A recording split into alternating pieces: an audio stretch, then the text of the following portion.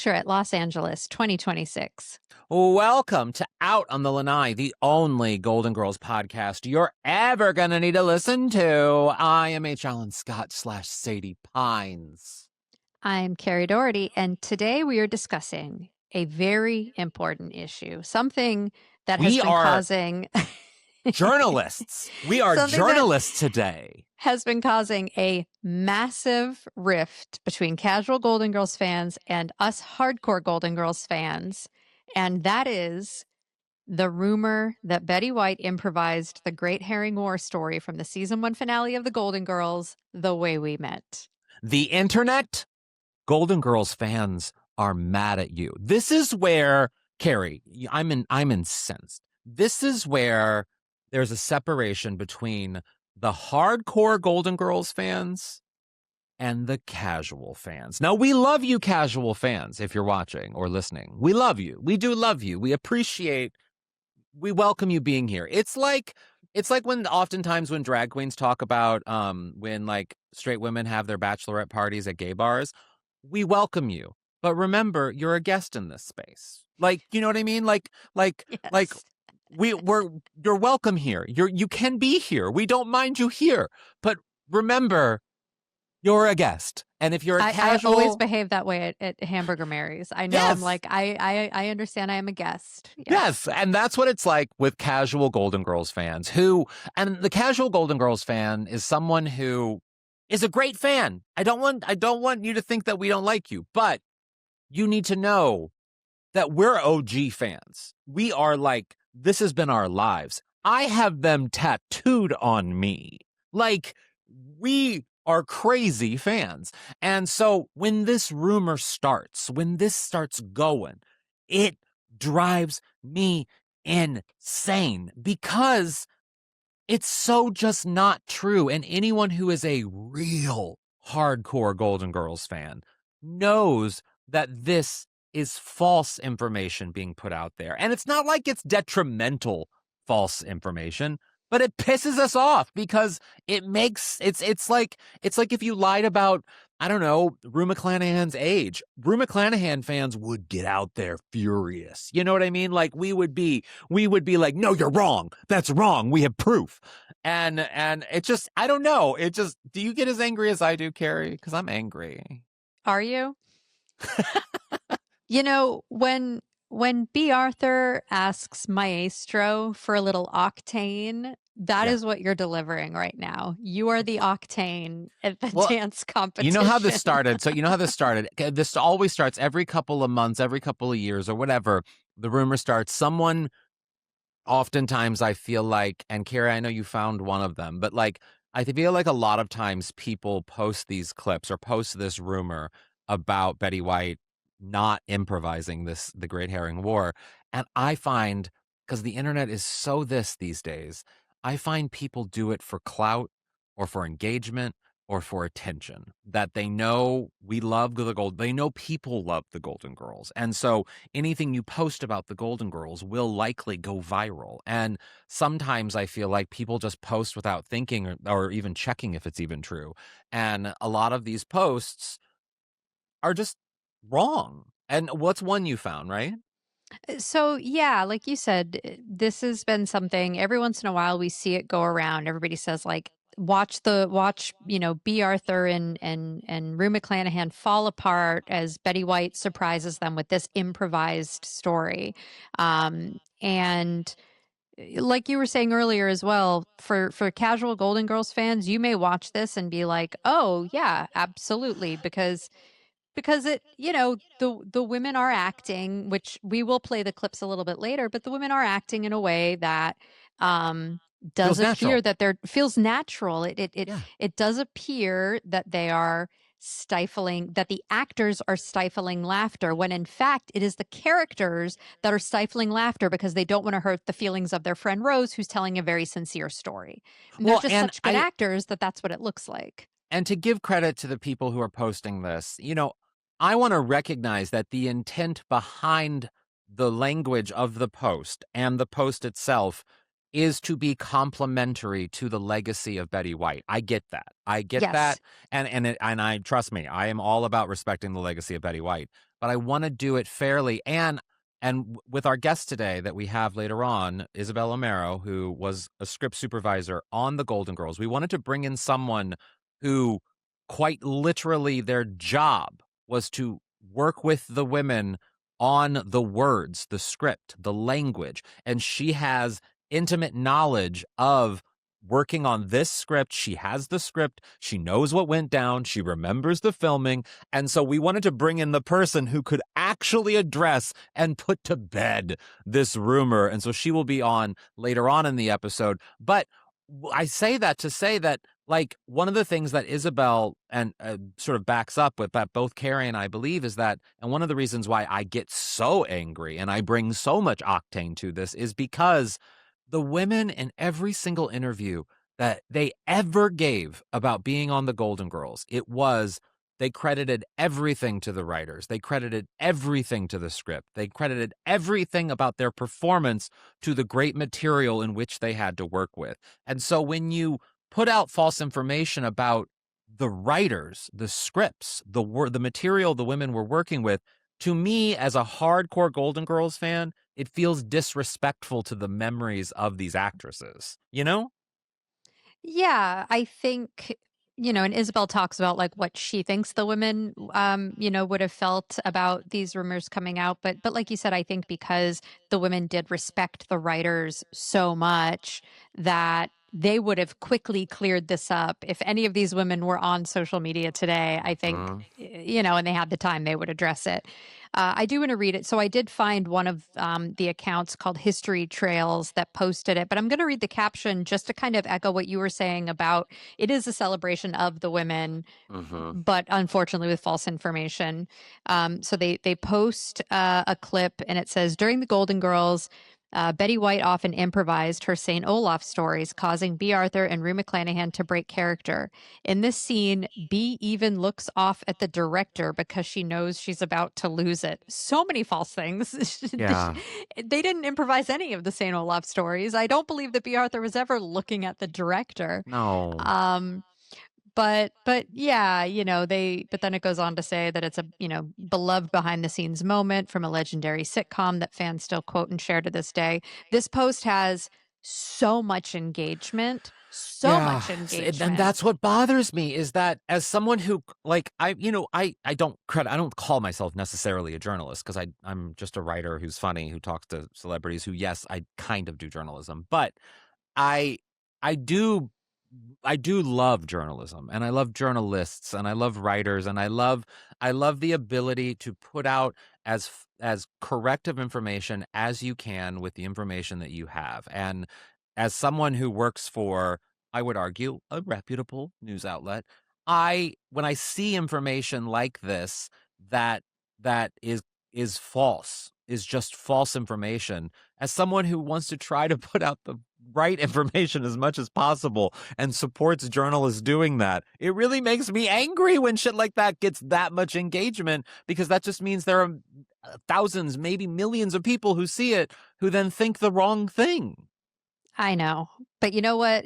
Unfortunately, that is the blessing and the curse of the internet. And we are here to spread the good word, and we have brought receipts. Yes. One thing that Isabel gifted us with were the actual script pages from the edit bay when they were editing this episode that she got from Lex Paceris, also past guest on this podcast. Past guest of the podcast.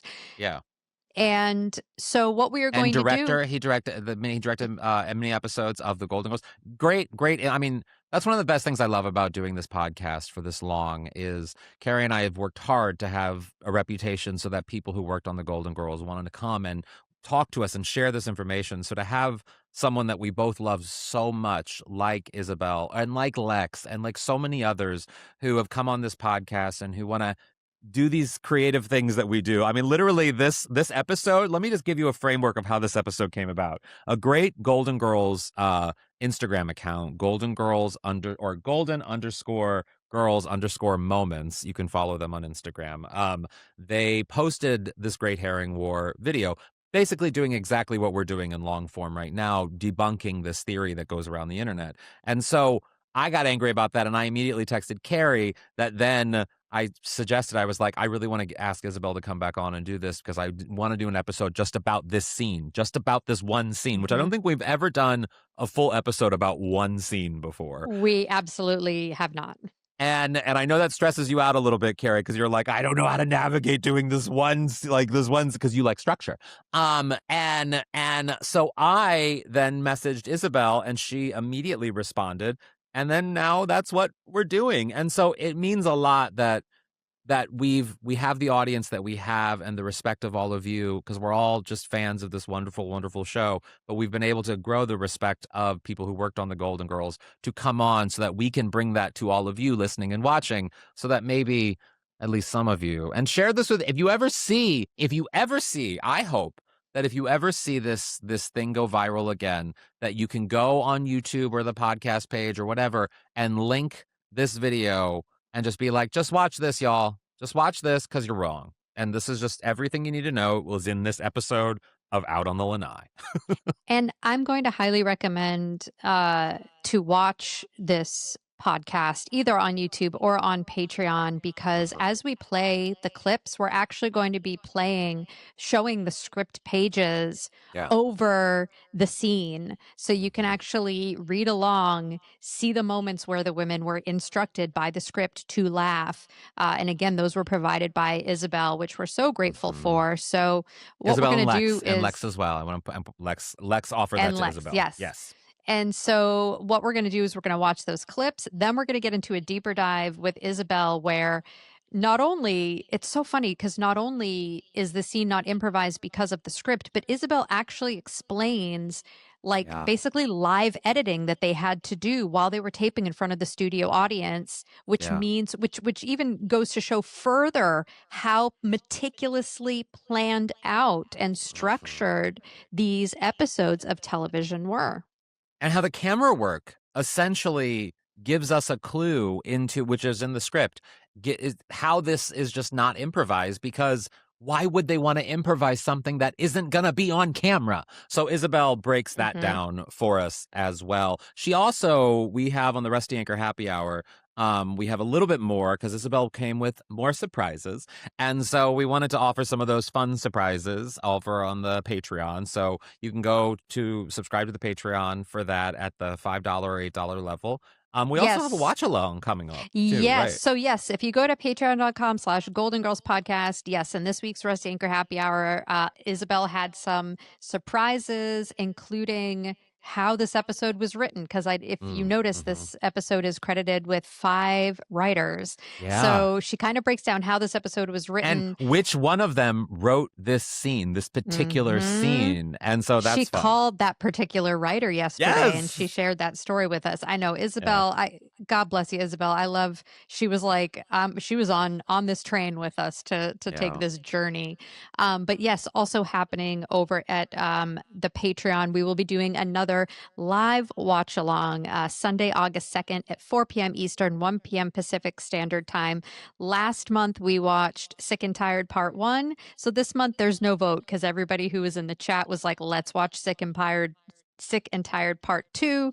So that is what we will be watching. If you haven't yet joined us for a live watch along, you can do it at the $8 a month level. If you just want to try it out for a month, do it before the 2nd. You'll get the link. We all sit in a Zoom together. We watch the episode together in the Zoom. We talk in the chat. It's like we're all hanging out on the couch watching an episode of The Golden Girls. It is so much fun. So that'll be Sunday, August 2nd, and you guys can check the Patreon for the link and everything. And this would be a great episode to join, even just for the month, so that you can hear all the amazing little things that Isabel drops over on the Patreon today. But then also, if you subscribe today, then you'll be a part of the watch along on the 2nd. So it'll be in that month window, which is wonderful. And so subscribe for the month and have a good time.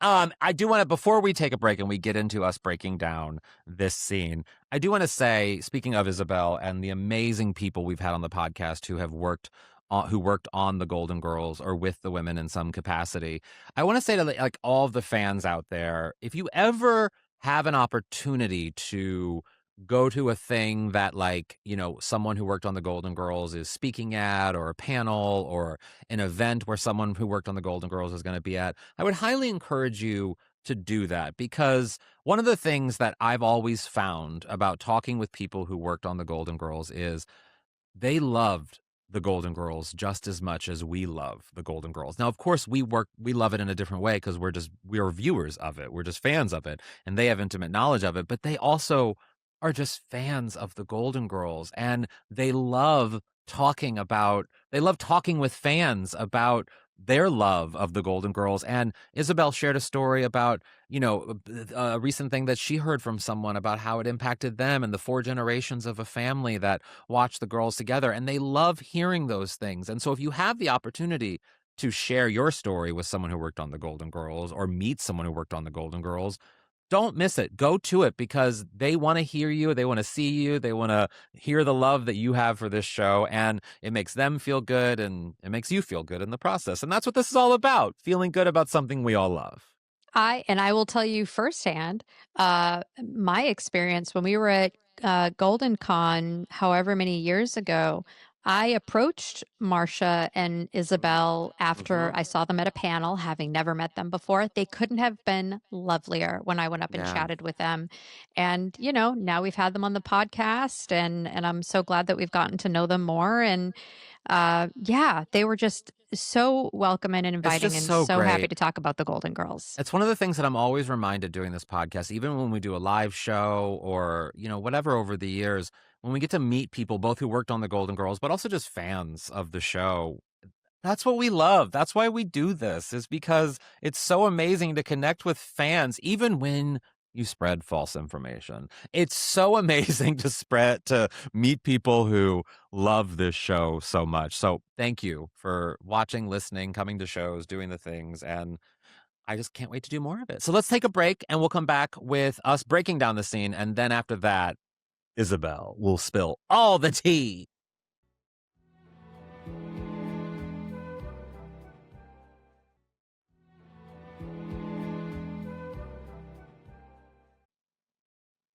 $17.08. Okay. So do you want to pick it up? Yeah, I'll pick it up. And then I can expand on whatever you drop. Sure. Let me see. Okay.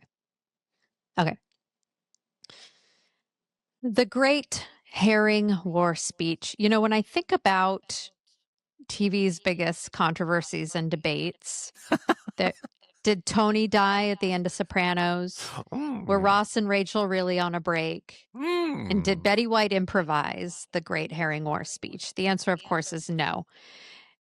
We are going to play this.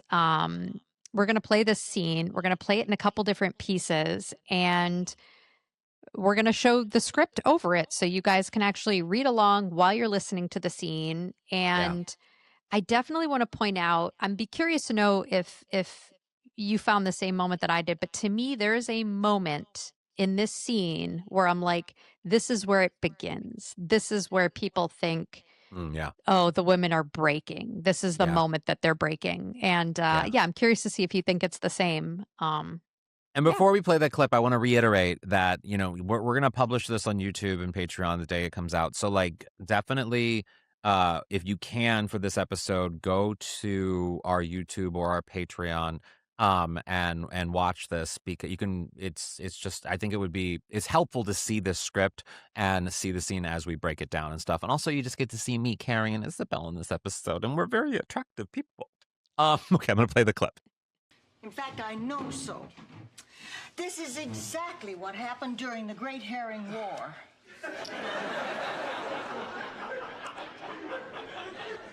The Great Herring War? Yes, between the Lindstroms and the Johanssons. Oh, that Great Herring War. The two families controlled the most fertile herring waters off the coast of Norway, so naturally it seemed like it would be in their best interest to band together. Oh, boy, was that a mistake. You see, they couldn't agree on what to do with the herring. Oh, well, that's understandable. I mean, the possibilities are overwhelming. Exactly. The Johanssons wanted to pickle the herring, and the Lindstroms wanted to train him for the circus. Weren't they kind of hard to see riding on the elephants? So where do you think, because I don't think that the improv sort of rumor mill, I don't think the impression of them improvising happened quite yet No. from my take of it. No, I don't think it looks like the women have, quote, broken Yeah. character yet here as she gets into the story. What is interesting about these script pages is that Isabel shared with us is I don't know if they're zoomed in too much, but you'll sort of see where there's all these lines. And what Isabel had explained was that these lines were created, this was literally them like editing the Yeah. picture in the script by right there's a line R, okay, this is going to be right here's where we're going to go to a single of Rose. There's a line D, a single of Dorothy. There's a line 3, a wide shot of all 3 women. So it's really incredible the amount of detail Yeah. that is here. And Isabel also said that this script there are different colored pen for the taping, the first taping of the run through with the early audience, and then the late taping. So it's also interesting to see how much they wanted to use from each one. But yeah, Yeah. this is the story kind of revving up. They haven't yet quite gotten into the women kind of losing it. But at the very end of this clip that we watched, though, there was an action line that said Dorothy laughs. Yeah. So Yeah. The other thing that I find so interesting, if you look at the script as you're watching that clip and as you're watching these clips, you'll see how, for the most part, they kept to the script. I mean, there's this thing, and we talk a little bit about it with Isabel, but there is this thing where, an actor like B. Arthur, for example, will mold a line to her and how she delivers a line. And there often is a discussion, well, if they paraphrase a particular thing, does it lose the essence of the line? And you'll notice when you're watching these clips that even if there is a paraphrase, so instead of saying they are, she says they are, or whatever it is, like, it doesn't take away from the meaning of the line, and that isn't her improvising. That is just her paraphrasing a line that she has learned from a script. And yes. and even that, it's so fascinating to see how to the book, particularly Rue McClanahan and Betty White are. I mean, B. Arthur is too, but B. Arthur would paraphrase often. Whereas Betty White, it's remarkable how word for word Betty White is. And that, I think, goes to show the sentiment of a lot of these posts that Betty White, all of these women were incredible performers, but Betty White, with the level of dialogue, I mean, if you think of the dance that a scene like this has to have, this isn't just like it's very different from a film actor or a single television camera in that there's the live audience is an active participant in the scene, and you often have to allow the laughs to either die down or work around the laughs or whatever. And the way Betty White, there's no cutting in this scene. The way Betty White just works with the laughter of both the women and the audience and delivers the line as if she didn't naturally just wait for the laughter to die down. It's just so effortless in It is a how, beautiful dance. Yeah. yeah, And you realize when you're looking at the words up on the page and you realize how long it takes her to get through pieces of this story, it's yes. exactly that. You're like, oh, wow, I'm reading it so much faster than that. And you don't realize it unless you're looking at the words on the page. I noticed that as well. And in the hands of an actor who maybe isn't as experienced as Betty White was at this stage in her career, that can sometimes feel hokey. That can sometimes feel, it reminds me of like Valerie Cherish, for example, on The Comeback. If you watch how Lisa Kudrow plays Valerie Cherish, waiting for the laugh to die down or waiting for the laugh that she's expecting to come. And there's a certain way a hokey actor would wait for that laugh or would it work around that laugh. But Betty White does it almost, she's like the Meryl Streep of sitcoms. It's just, there's just this sort of effortlessness that comes with how she navigates these lines as if it's just totally normal for an individual to sit there at a table and wait for hundreds of people to stop laughing, you know? Yeah, it's absolutely breathtaking to watch. Yeah. So let's get into the second clip. We're going to pick up right where we left off, and it's in Mhm. this clip that I think Mhm. the appearance of breaking character begins with B. Arthur. Yeah. Oh, not that kind of circus. A herring circus. Sort of like SeaWorld. Only smaller. Much, much smaller. But bigger than a flea circus. Tell me, Rose, did they ever shoot a herring out of a cannon?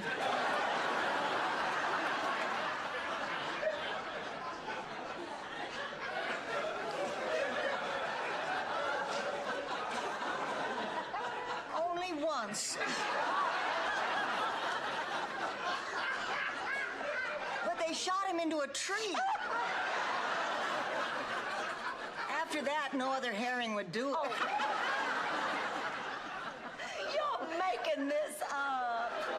So, yeah, I know exactly the moment you're talking about. It's the B. Arthur. She does a pause in between her line to Mhm. allow the character to add in another laugh. Tell me, And Rose. was that in the script? Was that in the script? It says, "Tell me, Rose, comma, did they ever shoot a herring out of a Yeah. cannon?" Yeah.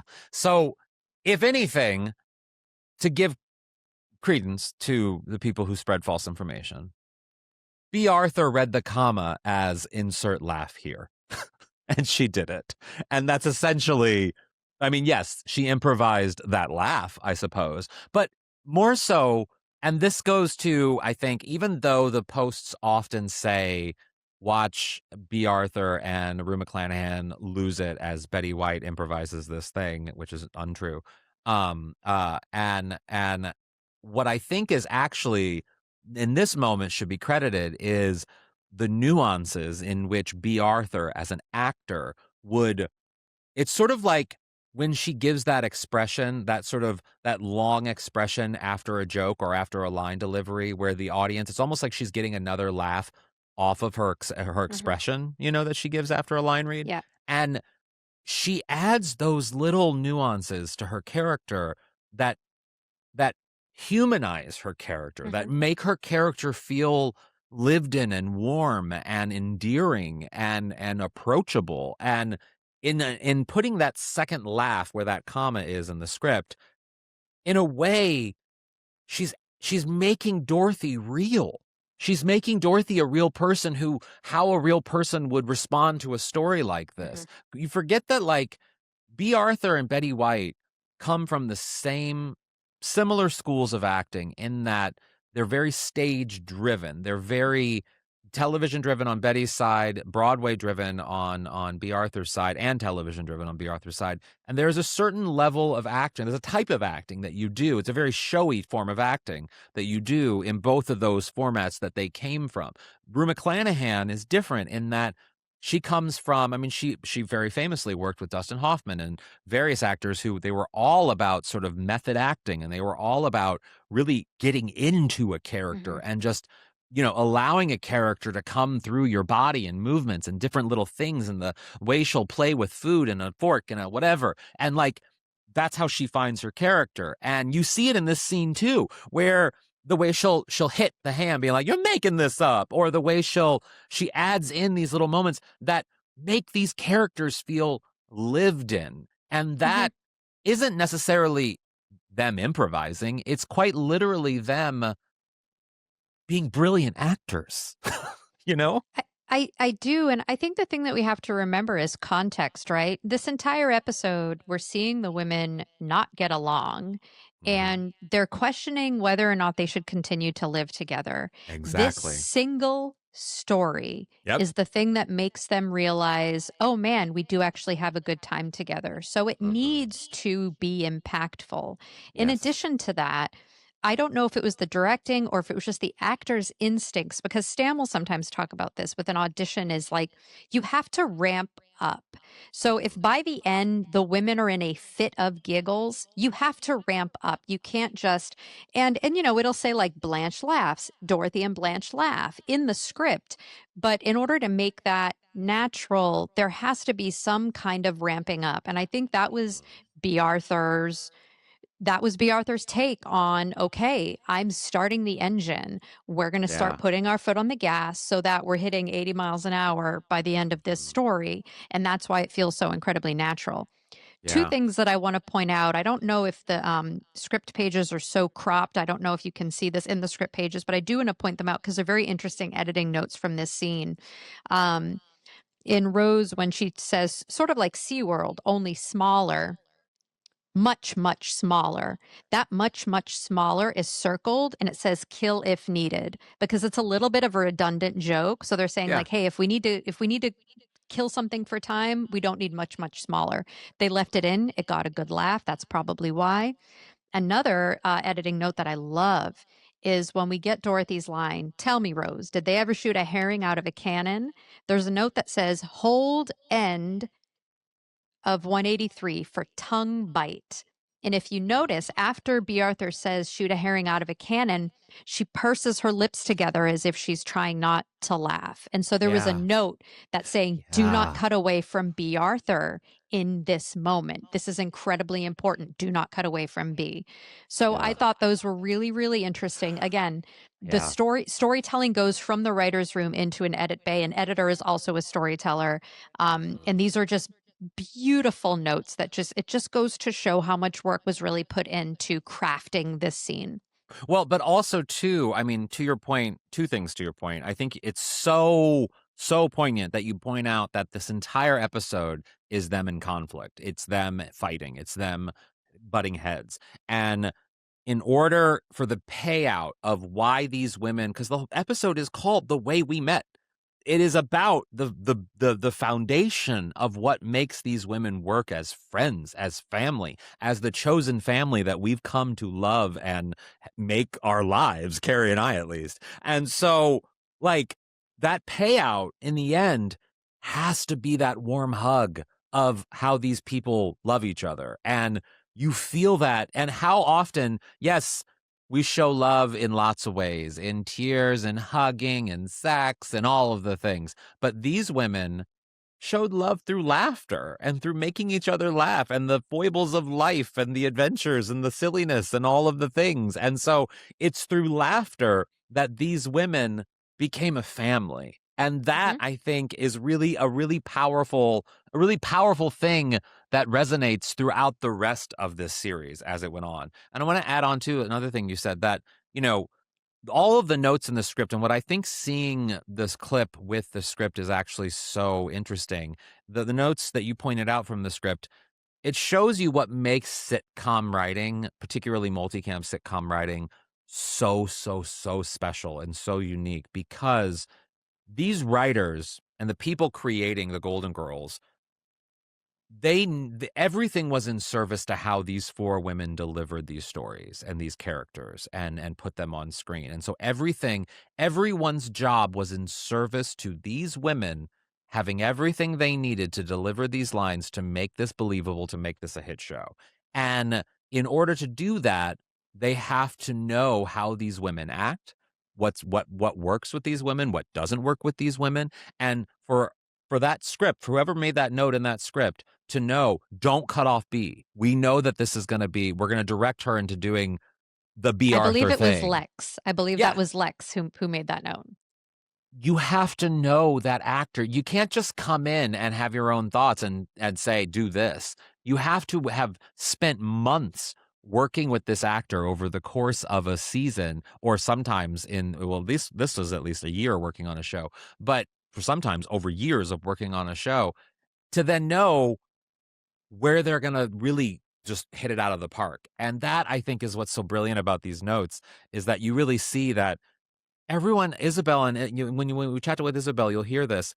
Like I said before, they loved working on this show, and they loved these women, and they wanted to they would do everything they could to make sure that these women had everything they needed in order to make this the show that we love. And God, they did a good job at it.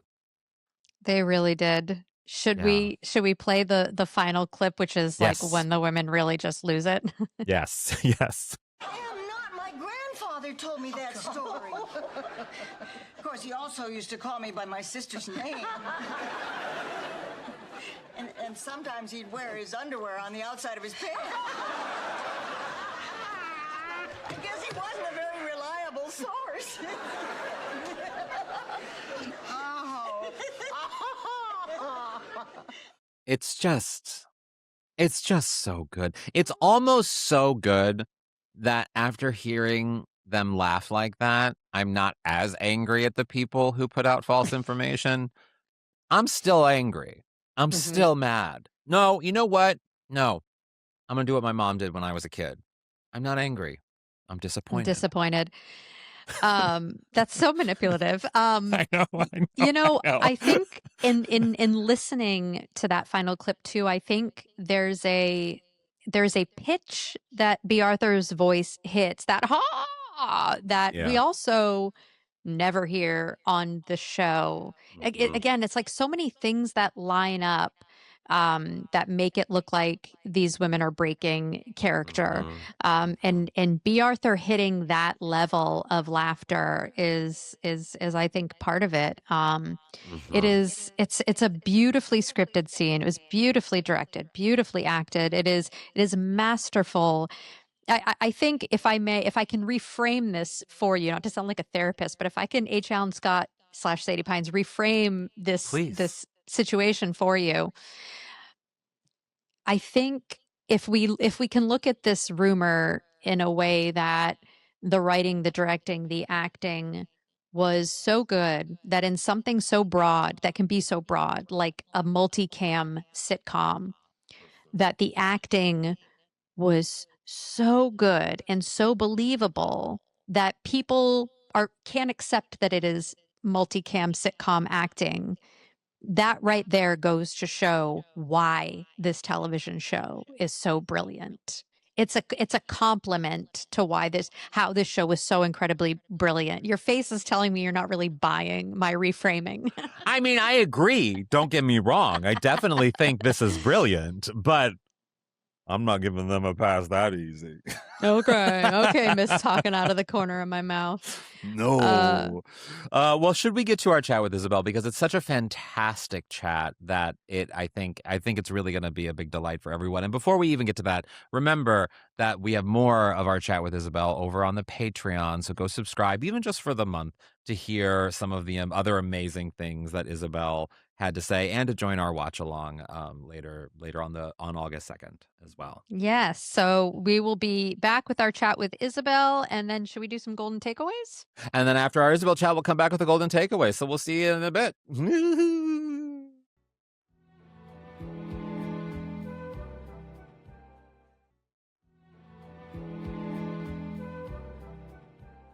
Isabel, it is so fantastic to have you back on the podcast. Everyone loves you. Everyone? Everyone. Checked? Everyone. Oh my gosh. I polled the universe, and everyone loves you. Yes. All right. That's what we like to hear. But no, you are the perfect so let me just explain the setup a little bit, so that, I mean, you know a little bit about this because I messaged you about this, but like, there is this uproar that happens in the GG sort of community when this Great Herring War clip goes viral, and there's a lot of misinformation around it. And when we thought about doing this episode that's only about this scene, there's quite literally no other person that personally I want to have to speak about this, but also who is more perfect to actually speak about this, because Kerri, why is Isabel so perfect to speak on this? Well, because as a script supervisor, your job is to literally make sure that what is in the script ends up on the screen. That is part of your job. Yeah. This is true. Yeah. So if anybody's aware of improv, of improvising lines, it would be you. So let's start with my first question, Isabel, then. Okay. Was there any improv? Were these lines at all improv? The large answer is the Golden Girls would never do that. Not because it would never occur to them to ad lib lines. Maybe occasionally they would they would say after rehearsal or after a run through, I have a thought. Mm-hmm. But They would never ad lib. They wouldn't do it in rehearsal. They wouldn't do it in run through. They loved our writers. Writers would sometimes come down and ask about a line that they wanted to write. They wanted to put in the script. And sometimes the ladies wouldn't even listen. They would say, go ahead. We want to know what you do because we trust you. Yeah. And that, you bring up such an amazing point, Isabel, because that to me is the thing that outrages me the most about when people, and I mean, listen, it's not like a horrible thing someone's doing, but it is false information. And as someone who loves the Golden Girls and who loves these women, and more so who loves writers and loves artists, these women in every single interview, everything came back to the writers. Everything came back to the respect for the work and the words. And when this information is put out there, it bothers me because it almost feels disrespectful to the women, because they, I would feel, and you knew them, so like you can speak to this, they, I feel like, would be outraged at this misinformation out there. Yeah, I outraged, maybe not, but they would be frustrated and disappointed because if you look at the history that Betty had, if you look at the history that Bea and Rue had, that they came from great writing through their whole careers. The writing staff on the Mary Tyler Moore Show, the writing staff on Maude, it all was always about trust. When we first started the show, and the ladies came down to meet the writers for the first time, that was the only time that you ever saw shock, because the writers, according to the ladies, were so young that they were children. And I remember them saying, basically, trust us, give us a chance, we'll get the job done. And I remember Rue saying, well, they look funny. So there you go. So and really from the first episode on, we were really off to the races with not only the quality, but the trust. Incredible. Incredible. Well, I want to know, Kerri, you had this question too about the rumors, and about were you aware of this information being out there, that people saying that this was improv? Isabel, that was for you. I'm sorry. Oh, I'm sorry. No worries. Oh, yes, I've been aware of it since the very, I think, first appearances of it, because whenever something of Golden Girls weight hits the internet, at least 7 people send it to me right away. So it's, Same. I have the hive mind behind me. Yeah. Well, I think one thing that's great that we're able to do today with you is bring receipts, because you have sent us the literal receipts, these script pages from the edit bay with some edit bay notes in them. And I'm going to pull some of these up because I would like to read to the viewers that these moments when you watch the scene and you see the women laugh, literally in the script, it says Blanche laughs, Dorothy laughs, they all laugh. So here it says, Dorothy, tell me, Rose, and this is where Dorothy's chuckling at this point. Tell me, Rose, did they ever shoot a herring out of a cannon? Action line, Blanche laughs. Rose, only once, but they shot him into a tree. After that, no other herring would do it. Dorothy and Blanche laugh. It's in the script. It's right there. The intention is that it was written in that way, that these women are supposed to be falling apart. They all laugh after Rose says, I guess he's probably not the most reliable source. This scene was meant, the whole point of the scene was meant for to bring the women together. They're laughing, they're realizing they should actually live together. It's so incredible that you brought these receipts, and I just wanted to see what you had to say about them. These pages are not mine. These the pages that I would do would be, there would be me, and there would be a post supervisor on the floor above me. and we would be taking similar but not exact notes. I watched the words like a hawk.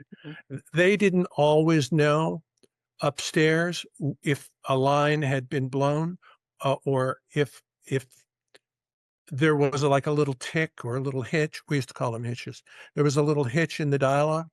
I would sit there while we were recording, and there were two criteria for me to make a note in my script.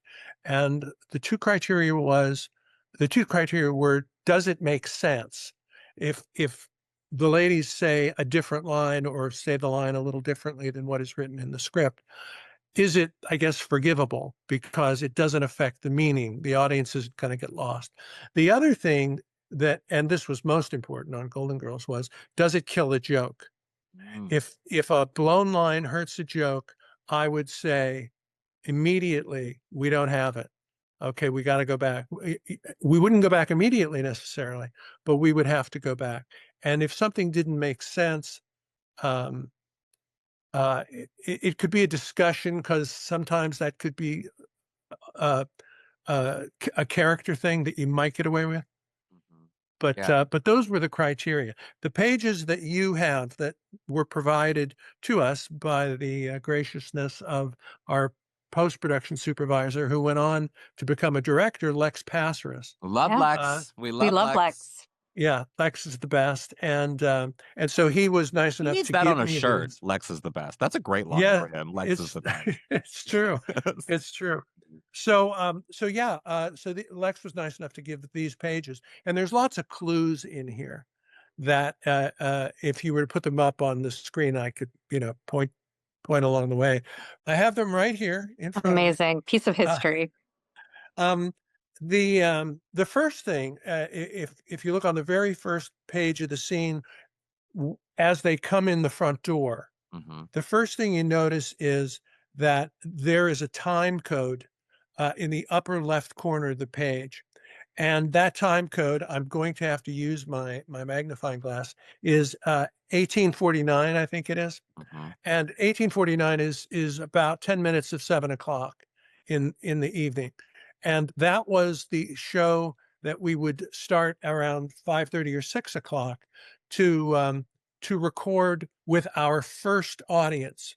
We would record, many shows did it differently, but with Thomas, we would do the show once for one audience, and that would help the ladies to understand where the laughs were, and how the beats fell.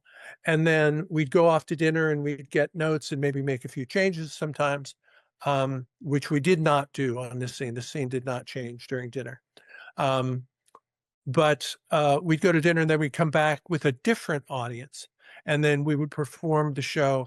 I don't know if you can see it here, but the afternoon performance, the dress show, we called it, is in blue. And the air show, the evening performance, was in red. And so even before we get to the good audience,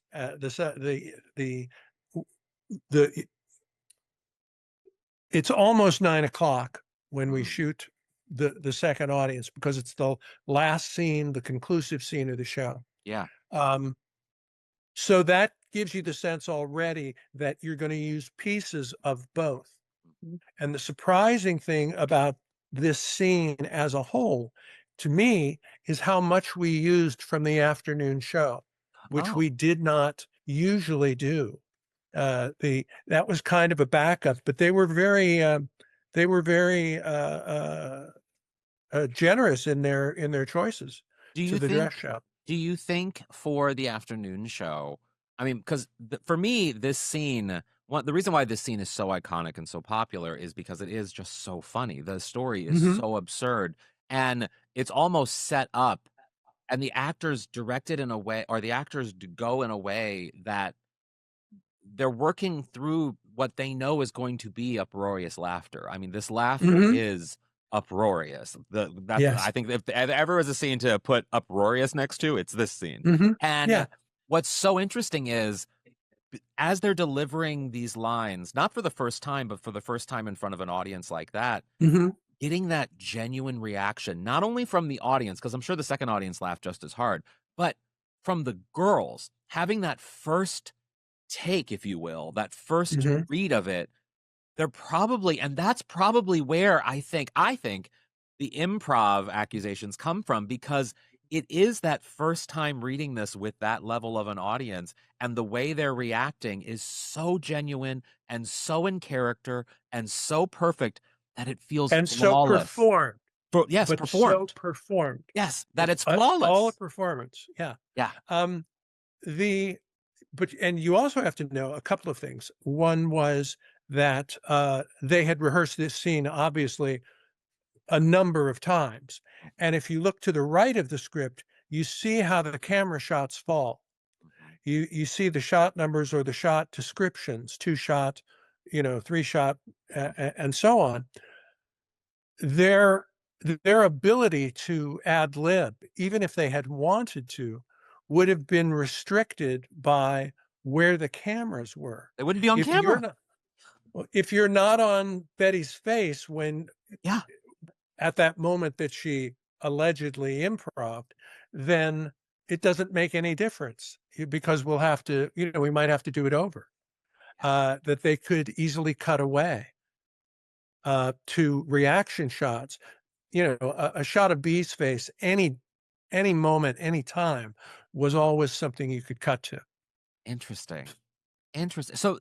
Yeah. Sorry, go ahead. No, you go ahead, Kerri. Oh, I just, yeah, it's so incredible. I think it is, the women were such amazing actors that compared to bloopers that we've now seen on so many TV shows, when you see an actor break because they're laughing, it does kind of look like that. But I think just because the women were so natural and fell into their characters so flawlessly, that's why it is mistaken, because we're used to seeing these bloopers, and that it looks like maybe they just left it in the show. Friends famously did that when Ross was playing bagpipes, and Lisa Kudrow was going ee, and Jennifer Aniston couldn't keep it together and she was laughing, and they left that all in. So I think too, audiences are used to seeing stuff like that. And I'd be curious to know, do you recall if in any of the read-throughs, dress rehearsal, like the table read or anything, do you recall if that moment and the laughing and the, if it felt as natural as it did when you taped the dress rehearsal?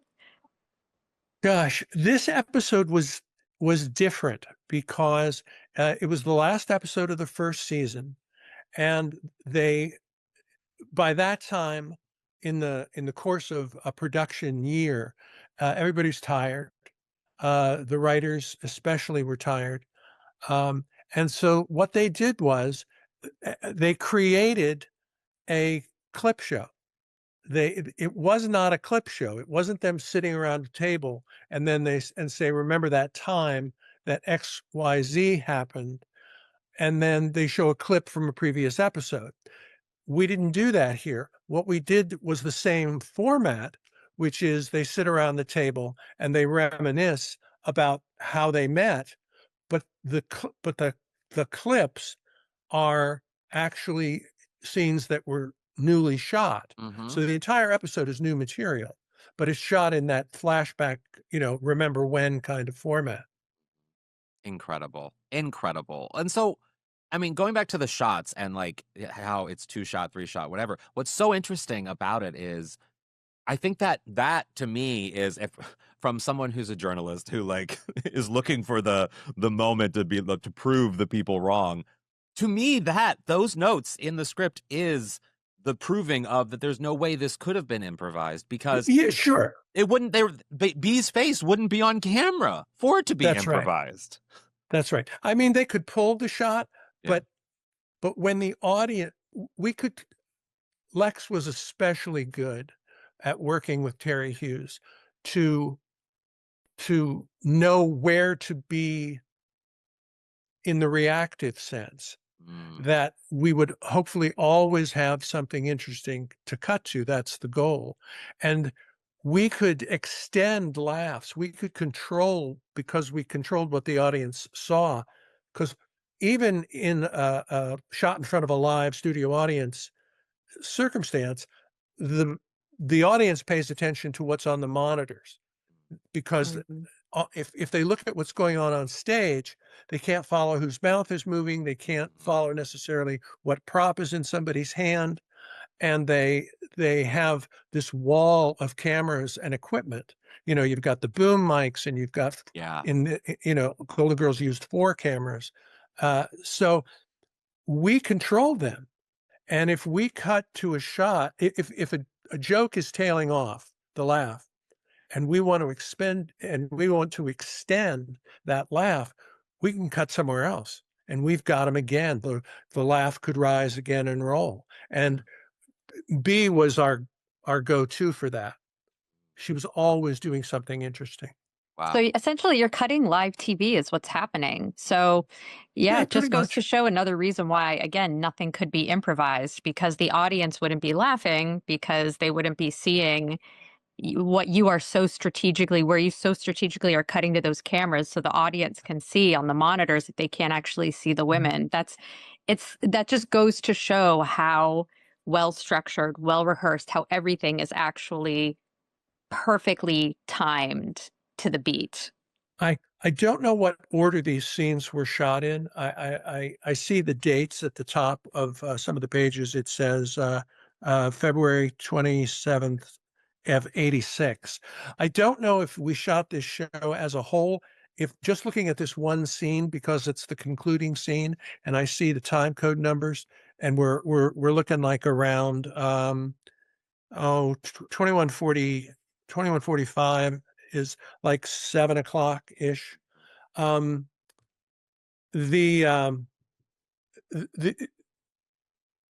This scene, I don't know for sure if they had performed the entire show, in order. I just can't remember. Lex would probably know. But I don't want to forget the question you asked just a moment ago about did they crack up, for example, when they first read it? And I don't recall that being the reaction. I think they thought it was funny, and I think that they went in, but it wasn't. I think they got into it, but I don't think it was that level of energy. Yeah, which maybe the audience helped bring. Exactly. Yeah. Exactly. Yeah. Sorry. Just one thing I do want to know is that, like, in filming this scene and in doing this and working with the girls, does any, maybe not like necessarily from this scene or even from the scene, does anything from filming this episode stand out to you that you particularly remember that maybe we haven't talked about? There were some writers on the show, and there were some members of the crew, like Lex and I, who wanted to get into the lore. We knew this show was going to be around for a while, very early in its history. And I was always interested in, well, how did this happen? And what, you bring in a character like Clayton, you bring in a character like, not so much Stan, because he was there from the beginning, but you would bring in these pieces of the puzzle, and sometimes you'd be fortunate enough, like in the case of Monty Markham playing Blanche's brother Clayton, that you'd get to see them again. There was an episode that I pitched that got on the air about Mel Bushman. I love that kind of stuff. Big Daddy was another source. And so I thought very strongly about this episode because we were finding out things that had previously happened. Interesting. Kerri, sorry, you had a question after that? No, I think I got my question. Yeah. Well, so like with the rumors being the way that they are, and I mean, I never want to stop someone from loving the Golden Girls, because even when they're putting out false information about the Golden Girls, which you should not be doing, I still appreciate the love and affection that people have for the Golden Girls. And so it is a complicated reaction for me because I want to go into the comments, but I think I have too many followers to actually start that, because I worry sometimes being like, am I going to start something if I leave this comment? But I always want to comment being like, you're wrong. And I shouldn't. So, like, how do you, Isabel, being someone who has so many wonderful memories of being with these women, working on the scripts, working on the jokes, working with how they're going to deliver these lines. What is it like for you, as everyone texts you every time something Golden Girls goes crazy? What is it like for you navigating sort of the Golden Girls fan base sometimes? Because you must get it. I've came to love it because it's so benign. It's so inclusive. It's so I'm stunned by the investment, the stories that I've heard from fans about. I mean, just a couple of bullet points. Yeah. There's a woman that I remember from a convention that they had in Chicago, and this woman told me about watching the Golden Girls with their daughter, which I'd heard. How many times you heard that? But she watched it with her daughter and her mother, which I just thought, oh my gosh, that's so warm. And her grandmother. Wow. 4 generations in one room watching the same show, and that show communicates to everyone. Oh my God. Another one, and this one, I've told this to some of the writers, because I don't think they get to know how important what they did was. But I remember a hospice nurse telling me about walking the halls late at night, and in a number of the suites where families were sitting with loved ones, the Golden Girls was on the TV. Wow. So this show, when people have an investment, they want the ladies to be even more than they are. Yeah. And I think that's part of it. They want Betty to be that clever. They want, they love Betty. They love B. They want B to be, to lose control because Dorothy is such a controlled character. Have you ever seen, you were talking about bloopers. Have you ever seen the blooper of the Men of Blanche's Boudoir? Yes. It's one of our Okay. favorites. The calendar. Now that's a blooper, not because it was ever aired like that. That was a rehearsal performance that they were doing, not even no audience, just rehearsing it in their street clothes. But that scene is what I think people would like the Great Herring War to be. That what the prop department came up with these calendars, and that's the ad lib in the mix. And then the ladies open them, and one by one, you get to see them react honestly, not as Dorothy, Blanche, Rose, and Sophia. You get to see them react as B, Betty, Rue, and Estelle. And if you want that feeling, if you're a fan and you want that feeling, watch that scene, because that's them being totally drained of talent, of whatever, because it's just so funny. Just so funny. That's a Isabel, great recommendation. That's it great. really is. And just like that, everyone loves those women, those 4 women, we love you. And we thank you so much for coming on and doing this. We want to take a break, but then we want to have you. I have more questions for you, so we're not going anywhere, but we're going to do the rest of this conversation over on the Rusty Anchor Happy Hour, because I have some questions that need to be on for the special VIP audience, if you will. Okay. And I do have a couple of surprises.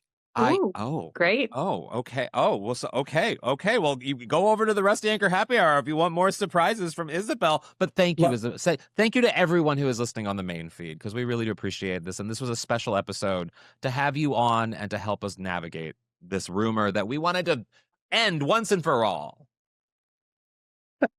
My pleasure. My pleasure. And like you say, it's kind of, I'm still doing my job. I mean, That's amazing. which is kind of really cool. Yeah. To go back, and I got I got pages in front of me, and I'm ticking the marks. And Oh, I love that. love it. I love it. I love it.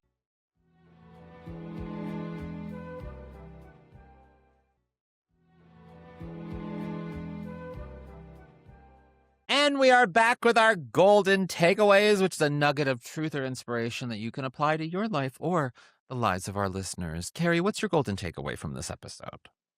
Well, first, I just want to say another thank you to Isabel for coming on the podcast today. She was absolutely delightful to talk to, and I can't wait to have her back on the podcast. And I hope you all enjoyed that chat.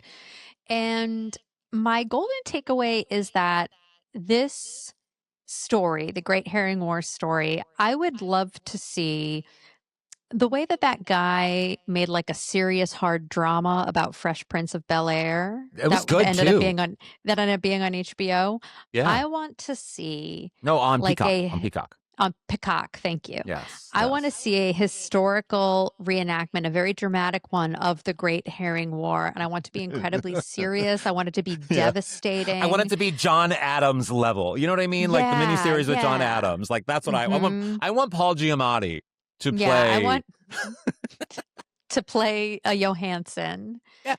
And maybe Sam Rockwell as a Lindstrom, and maybe someone will play a Gerd Kleckner by again. But that is my golden takeaway. One of my favorite interviews I've ever done, and I was so surprised at how much I enjoyed it, was with Paul Giamatti. I love that. I did not know I was going to enjoy that man as much as I did, but he is just a gem of a human, very giving, very chill, very open. Go listen to that interview. You can find it on the internet, but he's fantastic. That's not when my he goes to golden a takeaway. restaurant, do people ask him if he wants the Merlot? Well, you know what yes, probably, but you know what we talked a lot about and he got a kick out of is like, I told him, I'm like, you are the one actor that everyone thinks has an Oscar but doesn't have an Oscar. Like everyone just assumes you're so great that you have an Oscar, but you don't have an Oscar. And he's like, I know. Isn't that crazy? Like, that's so funny. It's true though. It's true. Like how does Paul Giamatti not have an Oscar? I don't understand. I would have been like, yeah, sure, he got one for Sideways. No, yes, but he didn't. He wasn't even nominated for Sideways. That's anyway. a travesty. That is a travesty. Let's make that is. into a Peacock drama as well. Paul Giamatti not getting an Oscar. Anyway, my golden takeaway from this episode, I want to reiterate, yes, my massive, massive, massive thanks to Isabel, and go to the Patreon to listen to more of our chat with Isabel. But my real golden takeaway is a massive thanks to the social media people out there who have these Golden Girls accounts or like post these Golden Girls things, because in a lot of ways, Golden Girls is always alive in some way. It's always on the air, or it's always being streamed, or it's always whatever. People like us are talking about it all the time. But, our lives, like it or not, are often defined in a cultural way by memes and things online and whatever, and the way we communicate and the way we sort of, embrace our nostalgia on social media. And I really love the various accounts like Golden Girls Moments and others that sort of celebrate these things that you and I love in a different way, in a social media way. And I just want to give my hats off, if you will, to all my Great Herring War helmet, I should say, off to all of the social media accounts that are really just sort of creating a lot of, even though sometimes you all spread misinformation, I appreciate the work that you do because it's very necessary. And I think as a social media person myself, I support it and I like it. And I like the nostalgia deep dives that so many people do every single day on social media. So thank you. We thank you. So much. And this has been another episode of Out on the Lanai. Thank you all so much for listening. You can catch us back here next week. Wait, sorry, before you do that. Yeah. I need to, before all of you stop listening, I need to tease something. Now, I can't, because we're dropping this at a time that is before an embargo, so I can't say anything. But you need to go to Out on the Lanai official on Instagram or my account. I think they'll be shared on both. The day this episode drops, because there's a picture, Kerri's seen it, but she can't talk about it either. There's a picture of me holding something. I don't know anything about it. I've just seen the picture. I don't know any context. You're gonna want to go watch the thing on the Instagram account on the day this is dropped, on July 22nd, because I'm holding a piece of history that involves the Golden Girls. That's all I'm saying. I didn't break the embargo. Can you talk about the story next week on the podcast? Yes, we definitely can next week on the podcast. Okay, Definitely, great. definitely. So I'll tell you that next week. Yes. Great. So, yes, we'll catch you all back here next week for more Golden Girls greatness. Remember, you can check out the GG VIP Club over at patreon.com/Golden Girls Podcast. And you can, of course, support our lovely, lovely network that we love being a part of, Moguls of Media. Mom, go listen to Race Chaser, too. They're doing some fun things. And you can also follow us on social media at Golden Girls Pod on Twitter, out on the Lanai Official on Instagram, Golden Girls Pod on Facebook, and I, little old me, is HAlanScott / Sadie Pines on most things. And if you want to do something else nice for the podcast, you can leave us a rating and review wherever you get your podcasts. Oh, and remember, as always, stay golden. golden! And don't spread false information or I'll yell at you. Out on the Lanai is not endorsed by Whit Thomas Harris Productions, Touchstone Television, Disney, or any of its subsidiaries. It is intended for entertainment and informational purposes only. All names, pictures, audio, and video clips of the Golden Girls are registered trademarks and/or copyrights of their respective trademark and/or copyright holders.